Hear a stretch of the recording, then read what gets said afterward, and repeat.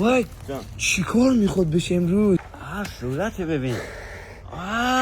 علی آخ جان، من یه علنگی هم دارم. چاله رو ببین. بابا پس حواست باشه. این چیه؟ بکن. این حواست باشه آبه. خب تو باید اینور وایسی. خب تو به این سم باشی، این ورم با بابا میندازیم که بره توش. فهمیدی؟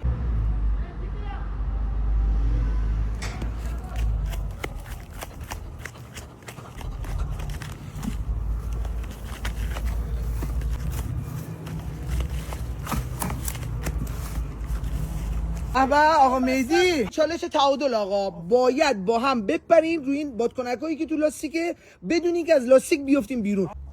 امیدوارم یک بازی سالمی رو شروع بکنید و ببینیم که چی میشود. آماده؟ 1 2 3 ببینیم. باریکشالله باریکشالله.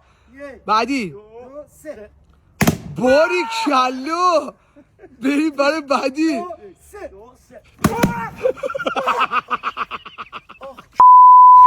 این چرا پایی دهنه تو سرویس جوش عوض کردم. چقدر کثافتی. این چقدر آشغال عوضیه. علی تو چقدر کثافت.